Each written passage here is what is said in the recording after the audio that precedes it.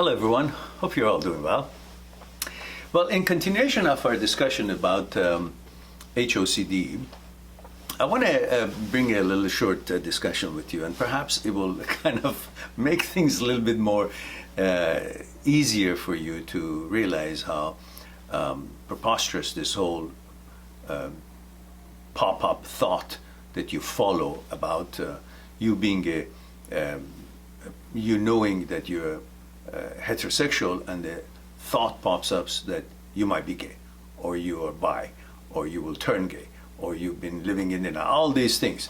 And so perhaps we can help through discussion to see how easy it is to actually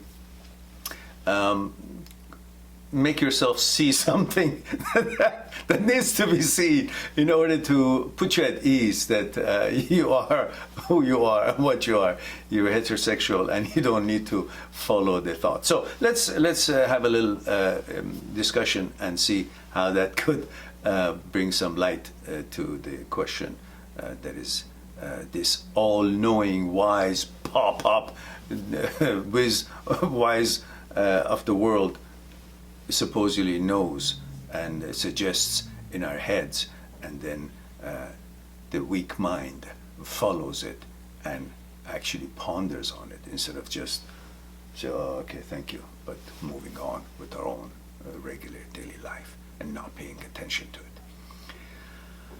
So perhaps in order to answer any homosexual or any intrusive thoughts, in the case of when a heterosexual is attacked by it, and again we're talking about one type of a HOCD when it attacks heterosexuals, and then you can see if the concept means anything to you in whatever it is that you would be it would be pertaining to you. So we say to answer any homosexual or any intrusive thoughts to the so-called know-it-all wise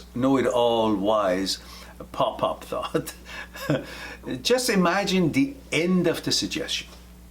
So a pop-up comes to your mind that you're gay, or you're bi, or you will be gay, or you've been living in denial and all that. So think about the end of this suggestion, the end of this thing that just popped up. So what's the end of it? Think about the end game. Because the reason for that is that you will see what's involved. And the thought is not you, you're not thought doesn't know anything about you, thought is just popping up at something that we've discussed how thought works.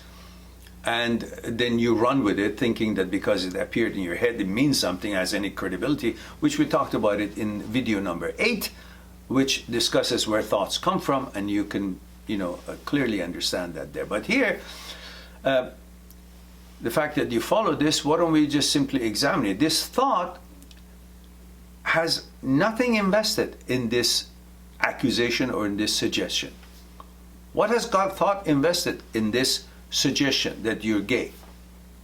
For that, you need to know what does that involve. So why don't you take the story to the limits of it? So where does it go? It goes where it goes. Relationship with another same gender. In your case, if you're a man, your relationship with another man. Just imagine, the touching and everything, and sex and sleeping and so on and so forth. So what is thought invested in here? It's got nothing invested. It just says something. Yeah? But you got everything invested, no? This question is like when you focus on a ham omelet. The ham omelet is like the role of the pig and the chicken in this omelet. The chicken is involved. It's got the eggs. Given the eggs, but it's involved. But the pig is committed. Had to be killed to make that omelet. Now the thought here is involved. It just suggests something, but still does what it does. But you got everything online. What does thought have online? Thought has put nothing online. You have put everything, your butt in line, literally. So think about it. If you really see it, that's got nothing online.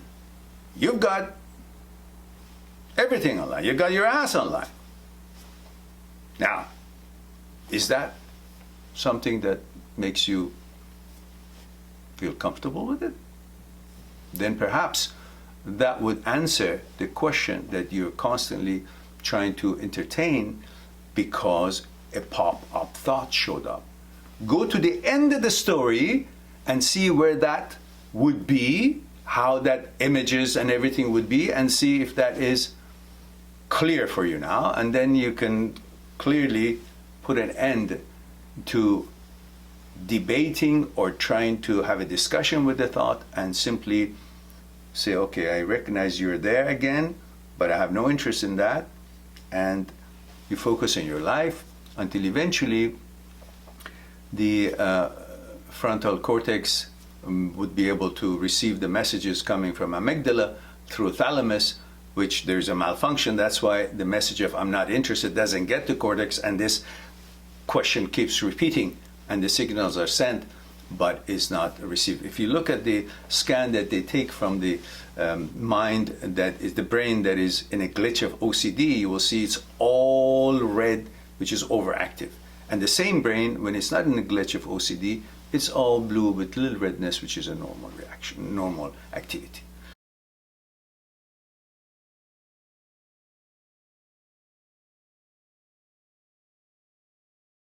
So you can see this overactiveness is because the signals don't get from amygdala to cortex.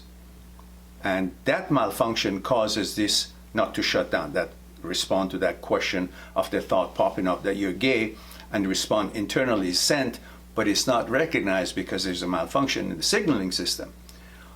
But when you simply understand this and answer for yourself when you go to the end of the story that the pop-up suggests, and then eventually you will just recognize the question every time it shows up, focus on your life, and eventually the signal would be kind of hand delivered by your behavior and not paying attention to the thought popping up.